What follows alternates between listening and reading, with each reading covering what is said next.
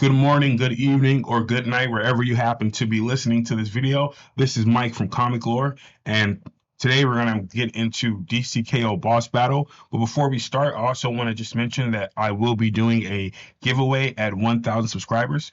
Once I hit that mark, I'll be paying for a year subscription to either DC Unlimited or the Marvel equivalent, whatever you would like. So if you want to have a chance to take part in that, just go ahead and subscribe and keep watching videos, liking, leaving comments down below so that we can engage. And once I hit that 1,000, I'll pick somebody and bless them with the love of comics that I've been able to enjoy that started here on YouTube as well. But with DCKO Boss Battles, we are in for a fun ride. We're going to have some amazing cameos. I don't want to spoil too much from the beginning, but as you go through this, you're going to see some amazing things happen, and it is just so much fun. It reminds me of my old history teacher. He would say every day, we're busy, but there's always time for levity. And that's kind of what this reminds me of. This is a very fun comic in the midst of a very cool, but I guess overall DCKO has had some silly moments, but the main stories, they're really great, really engaging, and this comic is just so much fun. That's just the best way to describe it. Let's go ahead and hop in. We start with Gorilla Grodd and World Forger. They're coming down to Earth, and it says, Earth, if it could be called that anymore. The heart of apocalypse is ravaging this land beyond comprehension, tearing at its soul, changing it into something hideous, something apocalyptic. And the only place that I, the World Forger, and my ally, Gorilla Grodd, could escape to. Then we cut to Gorilla Grodd talking to World Forger. The battle with Darkseid has left you hurt, World Forger. Maybe this is a sign. Of what, Grodd? That we should quit? Throw in with that madman? No, it would be better if this universe ends than letting him have his way. And Gorilla Grodd tells him, that choice may be out of our hands. Look. Darkseid soldiers, they bear the title of hero, though they were born in the chaos of his Omega energy, and they will crush Earth's champions. And this takes place immediately after DCKO number 3, and it says, Brawlin' Ben. So this is right after the story with Green Lantern, and he becomes a pro wrestler, which is a really, really fun story as well. Again, a lot of fun stories happening in this run. And the World Forger, he sees the absolute version of the DC heroes, and he's like, no, I'll use the little power I have left to shape and reshape the world for one last desperate gambit, to try and save what small chance of survival we have. So this makes me think that when they fight these versions of the absolute DC Holy Trinity, that they're just maxed out on their power level, not the same ones that we're seeing in the stories that we're reading monthly from DC, which allows DC to have a really great fight in the next issue, but also still allows those characters to grow and hopefully, like I said in another video, to expand and keep that universe going, because to me, the absolute universe is the best thing happening in comics right now.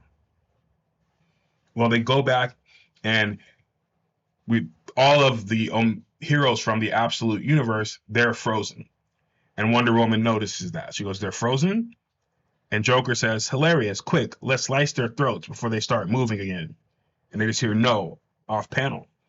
And World Forger tells them, if you were to attempt to harm them, this blink of an eye would shut and the tournament would continue. And let me guess, we would lose, says Lex Luthor. And World Forger tells him, yes, Luthor, these other versions of you were born, forged in the energy of an Omega universe. You do not have the power to fight them yet. Here, yes, I can feel them, former combatants that have lost, but may yet be given a second chance to help us in our quest. And then you see these kind of like sand or stone structures coming up from the ground. And we learned that it's actually Black Lightning, Plastic Man, Batwoman, and Star Sapphire. And they're asking, what just happened? Am I in hell? This feels like hell. That's Plastic Man. And World Forger tells them, no, not yet. But if you don't hurry, this road will be much worse than hell.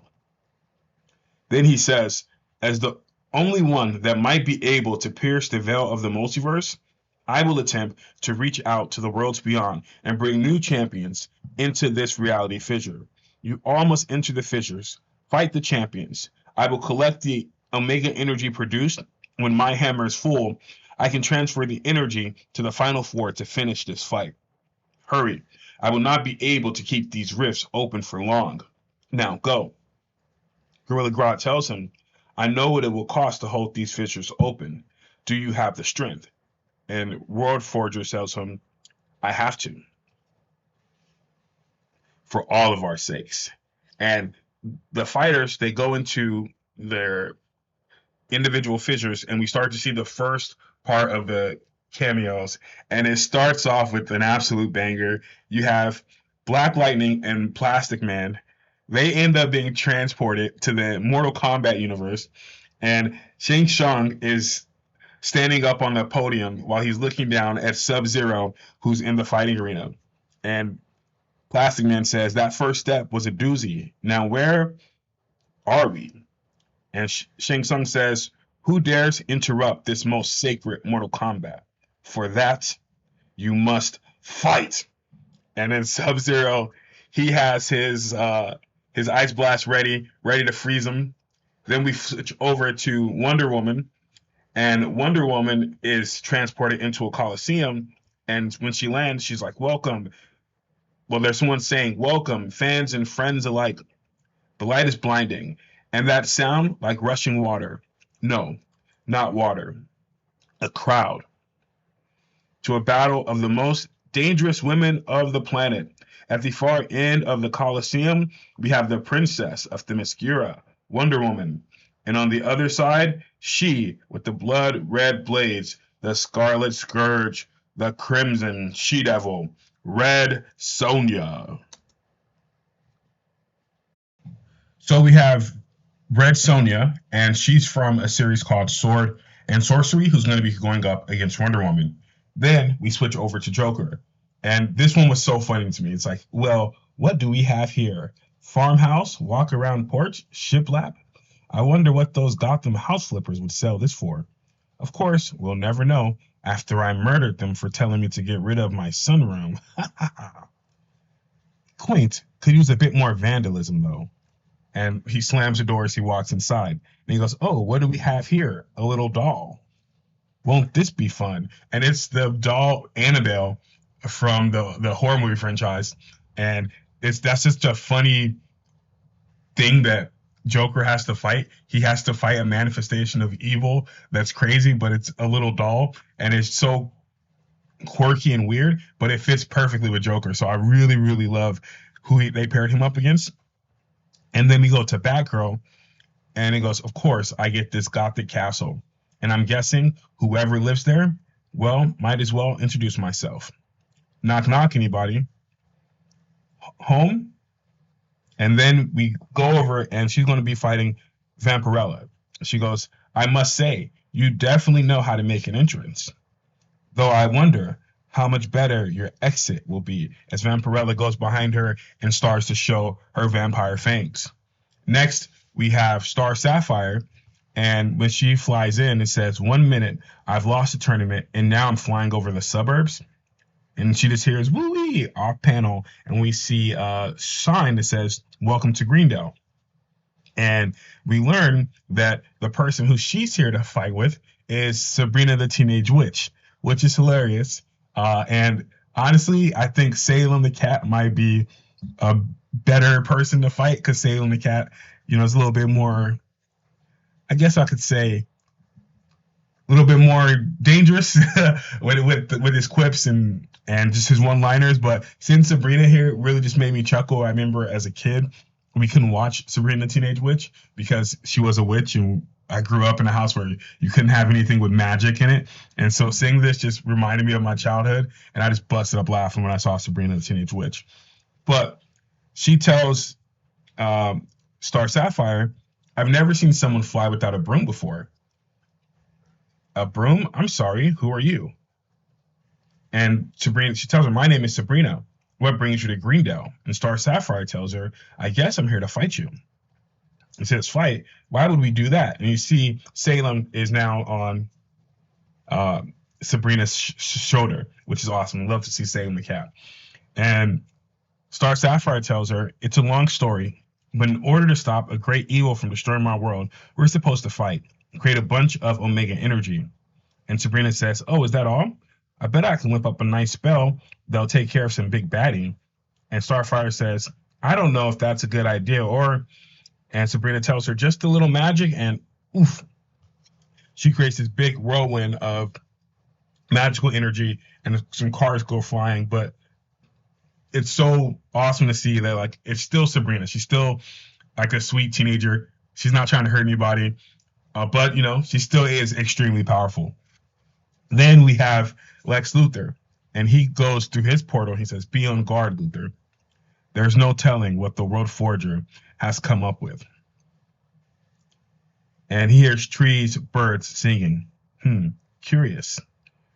Drip, drip. What? That sounds like something dripping. Something, oh dear. And he turns over and he sees Samantha Strong.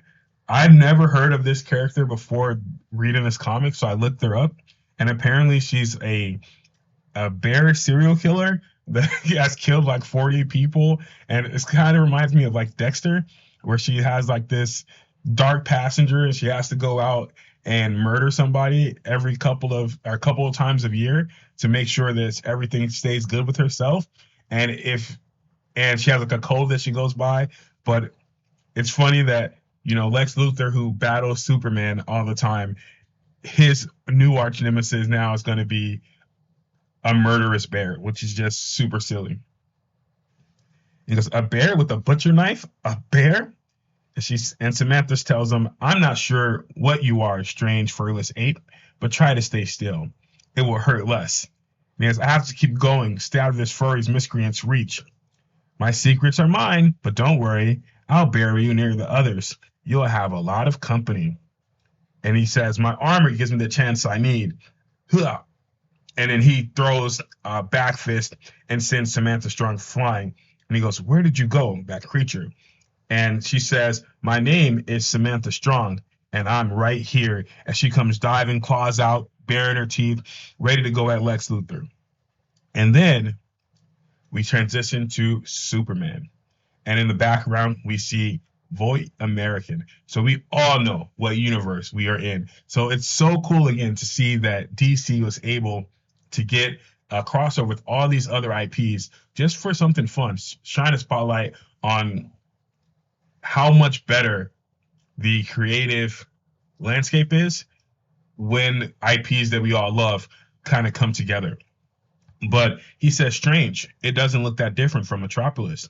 And he hears, no, stop. So he goes flying, and he goes, just like in Metropolis, it seems like someone is in trouble.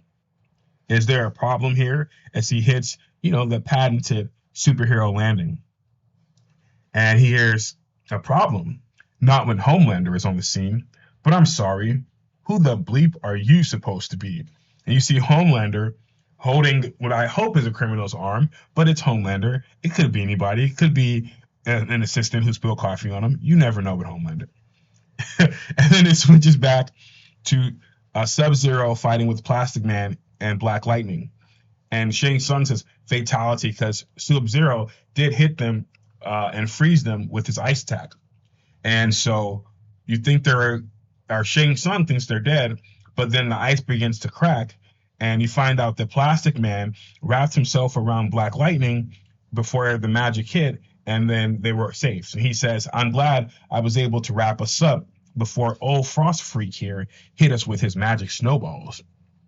And Black Lightning says, I'm appreciative. Also, never want to be that close to you again. Plastic Man tells him that makes two of us. Now, can we finish this guy and save the world, or what? And goes, you shock him and I'll smash him. And so Black Lightning's hitting him with the electricity. Plastic Man turns his fist into a mallet, swings it, cracks Sub-Zero, and they're like, that's how you do it. On to round two. And Sub-Zero's just looking at them mad, and he's like, fight. And they're like, why do I get the feeling we've made a terrible mistake? I'm getting the same vibe. And then out of nowhere, Scorpion breaks through the ice. This is what I mean. This is so good. Scorpion and Sub-Zero fighting together, and he says, "Test your might," as he's throwing out his kunai, and then yelling like, "Get over here!" And he hits Black Lightning in the shoulder, and there are two. That's not fair. I mean, we're two, but still, Plastic Man always got a joke, and Scorpion is going for his attack again at Plastic Man, going, "Get over here," doing the best he can to pull him in. But Plastic Man, being Plastic Man, always silly, but always formidable, manages to maneuver and get out of the way. And he says, "Now, how about you? Get over here." And he uses Scorpion's punchline on him, grabs him, throws him into Sub-Zero, and it looks like Black Lightning and Plastic Man are able to secure the victory. And then we switch back to Wonder Woman. And she says, "Your abilities match even the greatest of my Amazon sisters, Red Sonja." And Red Sonja tells her, "You are a fine fighter yourself, princess, but to survive in the world of man, you need to be better." Wonder Woman tells her, I've survived worse than men, Crimson One, and I will fight until my dying breath." "Yield," says Wonder Woman.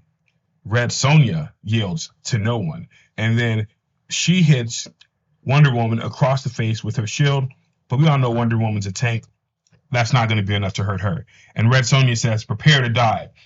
And Wonder Woman has a thought, and she's like, "She's an incredible fighter, fury incarnate with the speed of a demon, but I am not without my own abilities." And she puts her bangles up as Red Sonja is coming in to attack her. The sword hits, that kinetic energy is just retransferred into this big blast that shoots Red Sonja and Wonder Woman away. And then we go back to Homelander and Superman. And Superman says, "I'm sorry, we're..." And Homelander just shushes him. He goes, "Let me guess, you're here to kill me. Another in a long line of people trying to take my mantle as America's favorite superhero. Well, my friend, many have tried, but most had better outfits."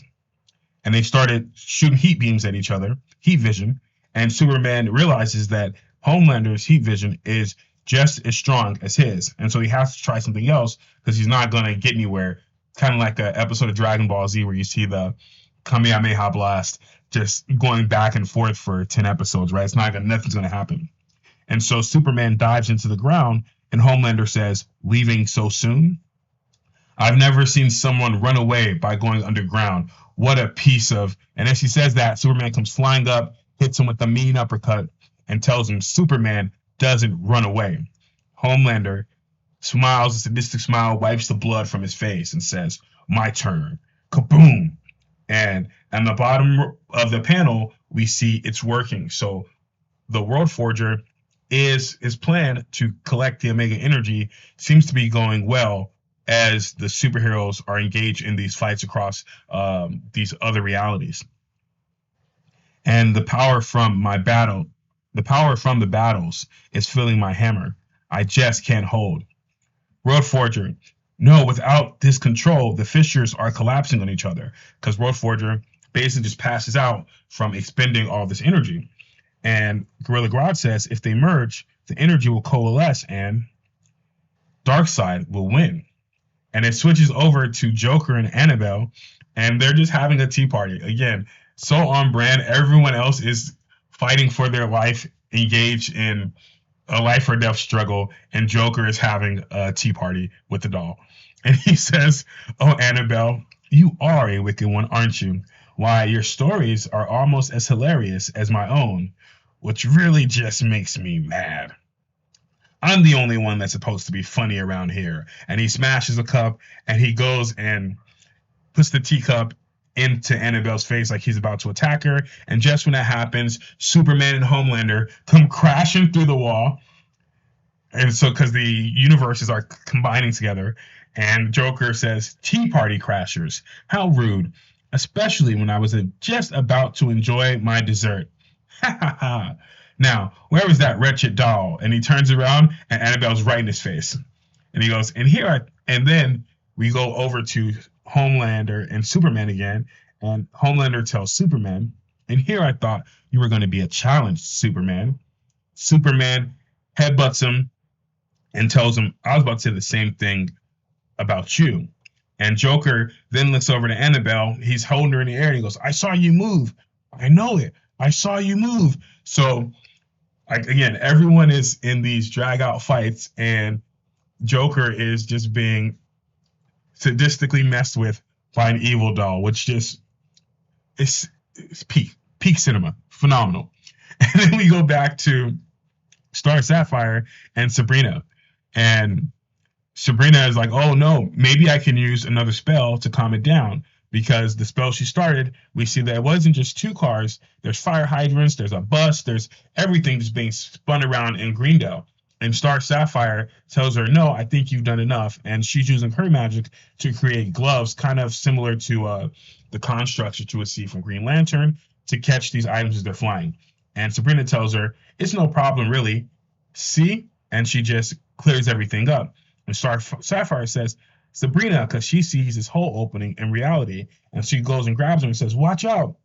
And she goes, and as she does that, Plastic Man, Sub-Zero, Scorpion, and Black Lightning, they comes blasting through that fissure that was created in the universe. And Plastic Man says, suburbs, this is worse than Apocalypse. And Black Lightning says, something's wrong, like we're bleeding into the next fight. So he's starting to pick up, hey, we're getting close with each other when we should be in completely separate realities. Then it goes over to Vampirella and Batgirl.